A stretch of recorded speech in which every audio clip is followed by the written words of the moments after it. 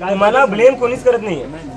ग्रामसेवकाला प्रश्न यामुळे विचारलाय कारण की गावकरी म्हणतायत की ग्रामसेवक कधी येतच नाही. येतात का ते? त्याच्यामुळं आता त्यांच्यावर प्रश्न विचारल्यावर तुम्ही म्हणताय असं नाही सीसीटीव्ही लागलाय. आता सीसीटीव्ही लागला असेल, ठीक आहे, लागला असेल, चांगली गोष्ट आहे. पण जर प्यायचं पाणी नसेल, बाथरूमचं पाणी नसेल, शाळेत लाईट नाहीये, मुलं खाली बसतायत, ह्या सगळ्या गोष्टी विसरून जायच्या. मग त्याच गोष्टीवर काम करायचं ना. दवाखान्यात असल्या अक्षरशः गावाला त्यावरच काम करावं लागलं. हे गांजा, या दारूच्या बाटल्या, हे तुमचं किचन, तुम्ही आज मुलांना इथं बसवलंय, हे तुमचं किचन आहे, ज्याला तुम्ही आज लॉक लावून हे किचन वर पांढरी पट्टी लावलेली आहे.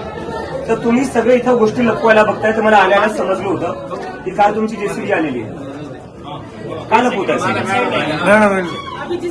काही आदिवासी गावातली मुलं वारली साप चावल्यामुळं. कशामुळे झालं ते? पावसाळ्याचे दिवस आहे, पायी जावं लागतं, गवत असतं, पाणी साचलेलं असतं. त्या परिस्थितीत त्यांना भर पावसात पायी शाळेत जावं लागतंय. त्याच्यामुळे त्यांचा तो मृत्यू झाला. मृत्यू सरकारच्या फेलियरमुळे झालाय. जर त्या मुलांना इतक्या दूर पायी नसतं जावं लागलं तर ही घटना घडली नसती. आणि इथे येऊन या शाळेत साप निघालेत.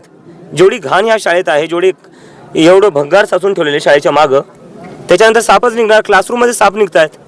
मुख्यमंत्र्यांनी भेटणार या सगळ्या प्रश्नाविषयी? मुख्यमंत्र्यांनी जर बोलवलं तर भेटू, पण गावकऱ्यांसोबत मिळून आम्ही आमचा आवाज उठवू आणि तो मुख्यमंत्र्यापर्यंत पोहोचेल.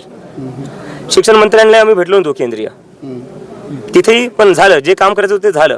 तर भेटण्याची गरज नाहीये. गरज आहे, मी परत सांगतोय, गावकऱ्यांना एकत्र येण्याची गरज आहे. तसं कोणी कल्पित आहे का मग? धर्मेंद्र प्रधानांसारखा इकडे महाराष्ट्रामध्ये वाटतोय? शिक्षण मंत्री अजून कोण? भुसे साहेब. आता त्यांचं म्हणणं असेल की नाही ह्या शाळा खूप वर्षापासून अशाच आहे, आमची आता सरकार झाली मागच्या 10 वर्षात आणि आधीच्या सरकारांमुळे ते असू शकतं. तुम्हाला कशाला निवडून दिले? मग तुम्ही बदल घडवसाल यासाठीच निवडून दिले ना. केलाय का तुम्ही बदल? नाही केलाय. पत्र आहे अजून पण शाळांवर, ते पत्र गळतायत. मुलांना बसायला बेंच नाहीये. तर 10 वर्षात तुम्हाला तेही जमलं नसेल तर मग तुम्ही केलं काय? यांनी शिक्षण मंत्री पदावर राहायला पाहिजे की नाही दादा भुसे?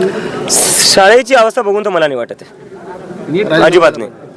राजीनामा द्यायला पाहिजे, दिलाच पाहिजे. कारण की शाळांची अवस्था बघून तर मला नाही वाटत आहे की शिक्षण मंत्री कोणी असलं पाहिजे. आणि जर त्यांना शिक्षण मंत्री बनायचं असेल, बनून राहायचं असेल, स्वतःच्या मुलांना उद्यापासून सरकारी शाळेत पाठवा. त्या अवस्थेत तुमच्या स्वतःच्या मुलांना शिकू द्या.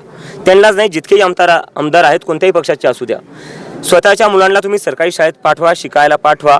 तेव्हा तुम्हाला कळेल का गरजेचं आहे सरकारी शाळा नीट करणं. जंतर मंतर सारखं आंदोलन यांच्या राजीनाम्यासाठी पण करावं लागेल का? गावागावात होईल. गावागावात जंतर मंतर बनेल जर यांनी सरकारी शाळा नीट नाही केल्या तर.